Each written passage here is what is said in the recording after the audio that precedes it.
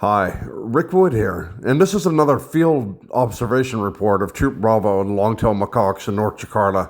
These are wild long-tailed macaques that live in a small park, and this is from April 2024, so just the last one I've been on.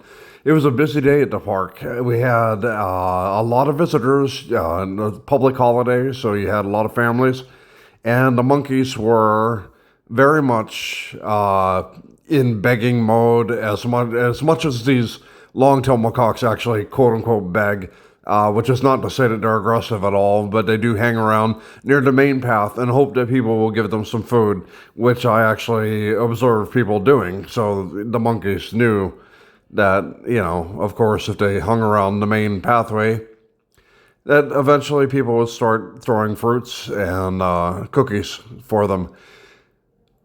Outside of that, you had a lot of motorcycles parked there, which is normal anytime the park is busy. And the monkeys do go through the motorcycles. They look for and scavenge for food articles or anything actually that's loose that they can get their hands on.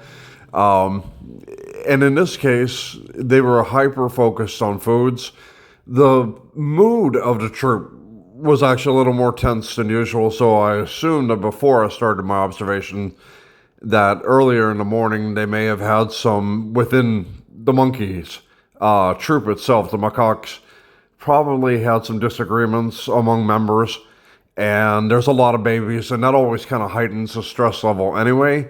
Right now there are five young babies in the troop, so you have 26 macaques in the troop total, and 5 of them are babies, and that creates a level of stress. It's a little abnormal because, of course, the mothers are being overly cautious and very, very protective of their infants. So, and in this case, at the end of my observation, I kind of had BB hanging around. Now, BB is an older female. She's mothered a lot of monkeys. So within the troop, she's kind of a matriarch.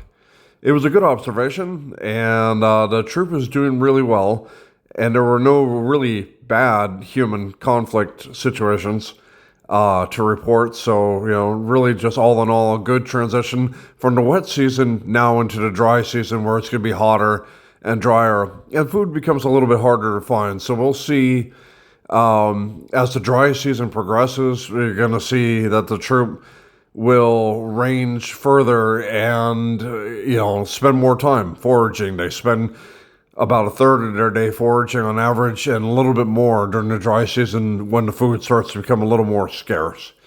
And that's what we can see starting in the next couple of months, actually, usually by around late June, when the fruits are not as productive. And because the park actually has a lot of natural fruit trees, and they stay productive most of the year, but from June until October, that production of fruit actually drops down, and the monkeys start looking any place they can.